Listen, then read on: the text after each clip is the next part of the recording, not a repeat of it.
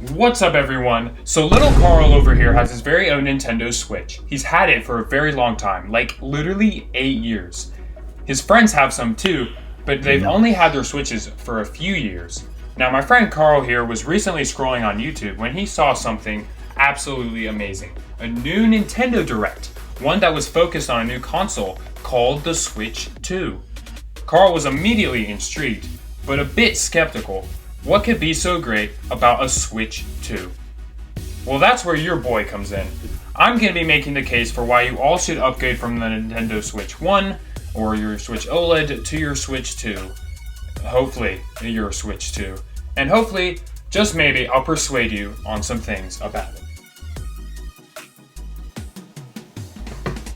Okay, so as we begin, I do want to acknowledge the fact that I'm sure all of you have been hearing a lot about the Switch 2's power recently. I mean, it's probably being shoved down your esophagus. Bruh. Well, maybe not that extreme, but anyway, I want to share with you all why I think the power of the Switch 2 is a big reason why you all should upgrade.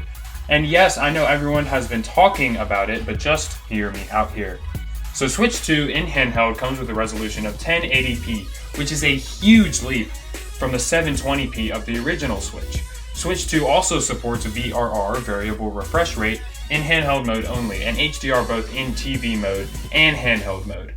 Okay, so why do I think that this matters? Well, it means that your games are going to look literally breathtaking on Switch 2. And to be more specific, Switch 2 supports HDR10, which just means that everything in any game you play looks way more vibrant in the colors, and way more immersive, and just better. 1080p means you will be getting 2 times as much pixels on the Switch 2, which translates to way better clarity of the images on the console. Also, the Switch 2 supports amazing 120 FPS in handheld mode, and this is absolutely amazing in my opinion. This means that in supported titles, the gameplay will be much smoother. Have you ever experienced 30 FPS or laggy games on the Switch 1? Well, by making this change in handheld, Nintendo is hoping to try to eliminate laggy games and 30 FPS nonsense. So kids, rest assured that Pokemon Scarlet and Tears of the Kingdom will run much better on Switch 2. Okay, so that's all for handheld power. Now, let's talk about the Switch 2's beefy dock. The Switch 2 dock can take that 1080p and boost it all the way up to 4K.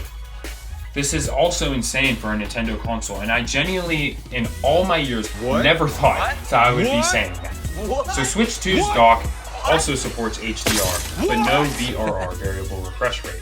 That last part kind of stinks, but I think it's okay and not something to be too worried about.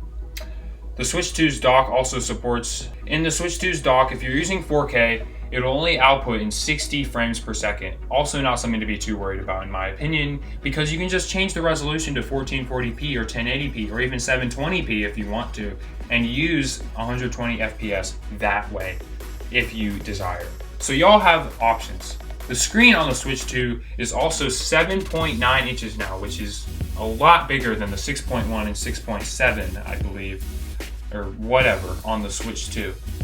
Or the Switch 1. So this is massive for a handheld, but it will still fit well in most people's hands. It also downgrades from the OLED back to an LCD, which might be a drawback for some people, but honestly, in my opinion, from what I've heard, I think that HDR is going to make up for it, and a lot of other people have said that as well. So all that to say, the power of the Nintendo Switch 2 is really an amazing option this time around. But why should you care about all of this? Well, I would say that you should care because the Switch 2's power is just going to be a night and day difference when comparing it to the Switch 1. And it just has so much more capability and it's just that much better. The games are going to be that much more clear, vibrant, immersive, and amazing than ever before, and I can't wait to try it for myself as well. Okay, so in the Nintendo Direct on April 2nd, Nintendo showed us a brand new Mario Kart game, Mario Kart World, and a new Donkey Kong, all called Donkey Kong Bonanza. Both of these series have not received significant mainline updates since over 10 plus years ago, which is just nuts to think about. Absolutely insane that it's been this long, but the wait has been well worth it because both of these titles look amazing. Mario Kart World is the biggest, most ambitious, most incredible Mario Kart game that has literally ever been made. It is huge. You guys probably have already seen a lot about this game elsewhere, so I'm not going to take a lot of time talking over that today.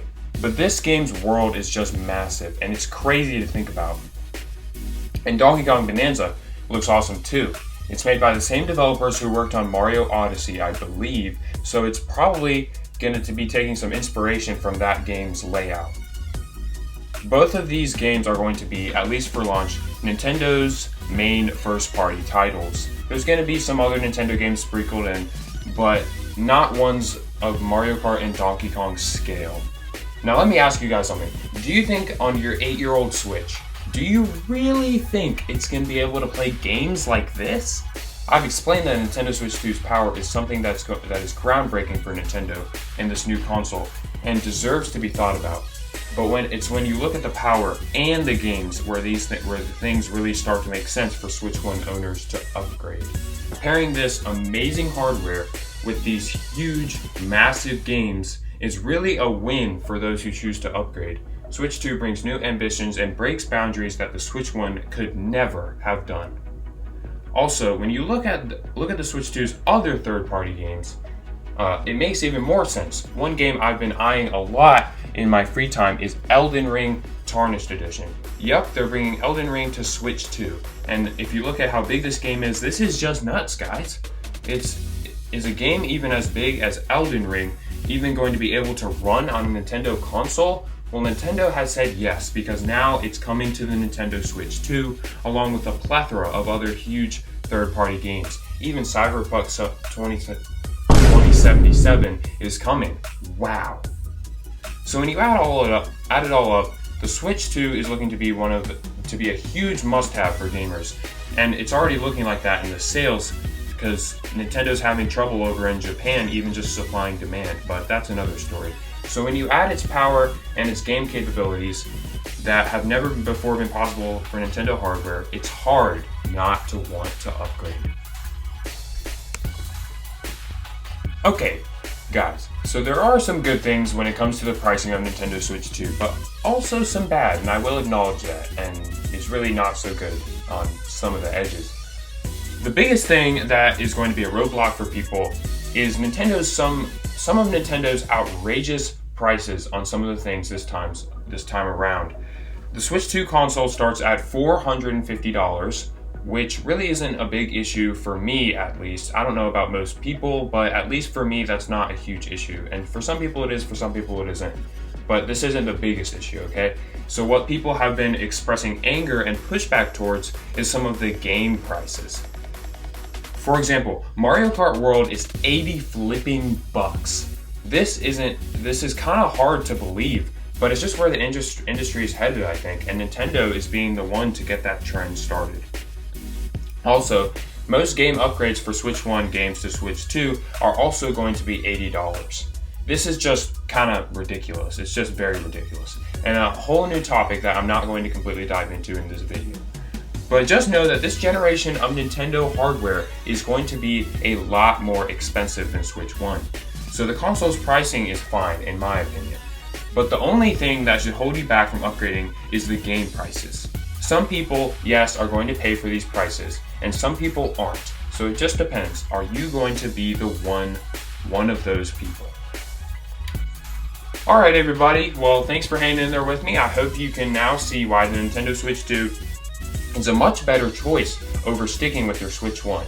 So make sure to subscribe, leave a like, comment in the comment section down below what you guys all thought, and stay tuned because I did get a pre-order in for the Switch 2 and I will be doing a huge unboxing video on it. And I can't wait to get that out to all of you guys who are watching. So anyways, enough of my nonsense. I'll see you all in the next video.